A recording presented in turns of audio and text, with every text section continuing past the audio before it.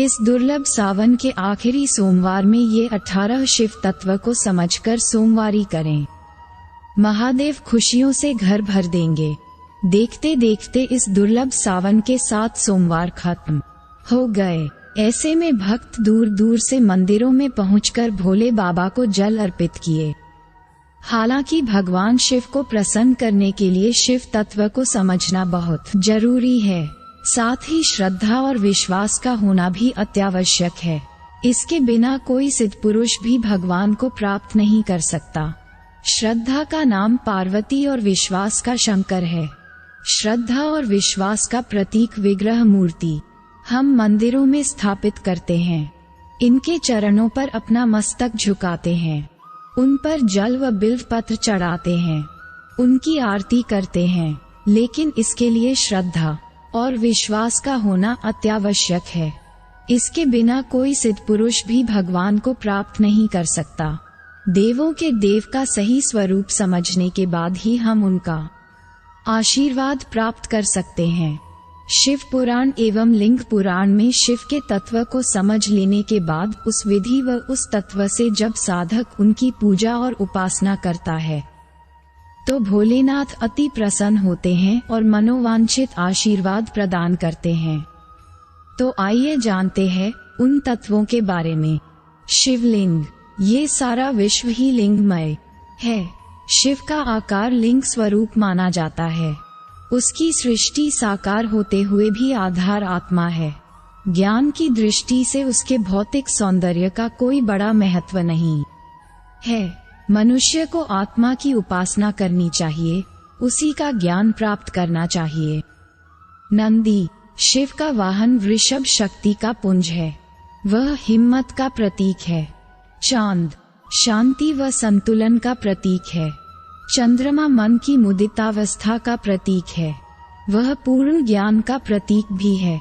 गंगा की जलधारा, सिर से गंगा की जलधारा बहने से आशय ज्ञान गंगा से है। गंगा यहाँ ज्ञान की प्रचंड आध्यात्मिक शक्ति के रूप में अवतरित होती है।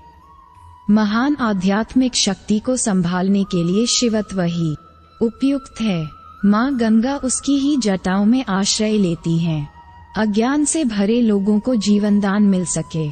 शिव जैसा संकल्प शक्ति वाला महापुरुष ही उसे धारण कर सकता है। तीसरा नेत्र, ज्ञान चक्षु, जिससे कामदेव जलकर भस्म हो गया। ये तृतीय नेत्र सृष्टा ने प्रत्येक मनुष्य को दिया है। सामान्य परिस्थितियों में वह विवेक के रूप में जागृत रहता है, पर वह अपने आप में इतना सशक्त और पूर्ण होता है कि काम वासना जैसे गहन प्रकोप भी उसका कुछ नहीं बिगाड़ सकते। उन्हें भी जला डालने की क्षमता उसके विवेक में बनी रहती है। गले में सांप, शंकर भगवान ने गले में पड़े हुए काले विषधर का इस्तेमाल इस तरीके से किया है कि उनके लिए वे फायदेमंद हो गए। नीलकंठ, शिव ने उस हलाहल विष को अपने गले में धारण कर लिया, न उगला और न पिया। अर्थात विषाक्तता को न तो आत्मसात करें, न ही विक्षोभ उत्पन्न कर उसे उगलें, उसे कंठ तक ही प्रतिबंधित रखें।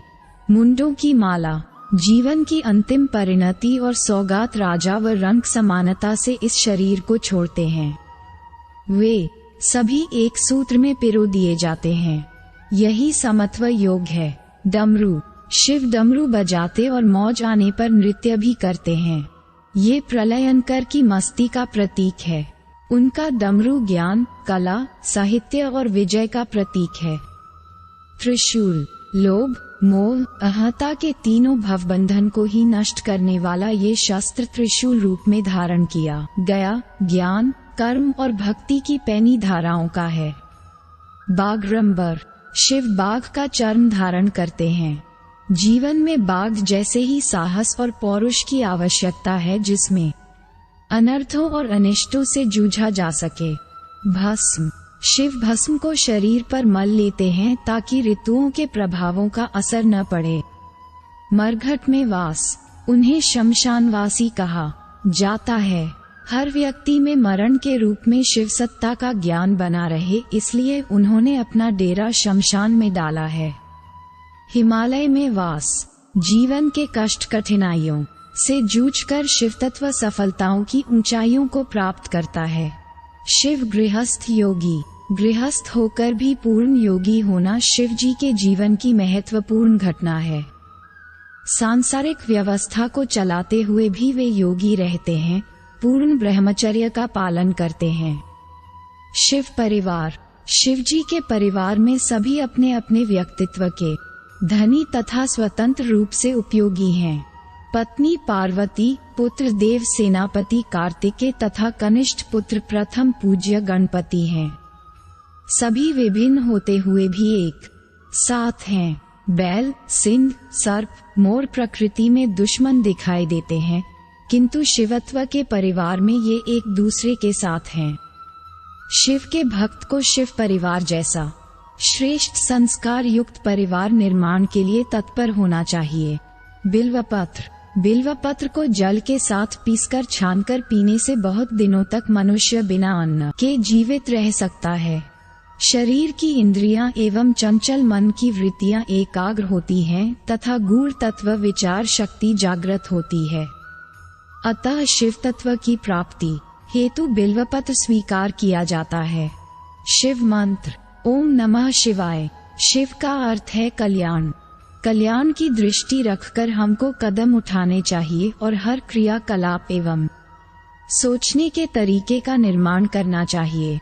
समस्त भूतों का अस्तित्व मिटाकर परमात्मा से अल्प समाधान की साधना ही शिव की साधना है। आशा करता हूँ आपको ये जानकारी अच्छी लगी होगी। ऐसी ही और जानकारियों के लिए हमारे चैनल आध्यात्मिक इंसान को सब्सक्राइब करें। हर हर महादेव। जय भोले भंडारी।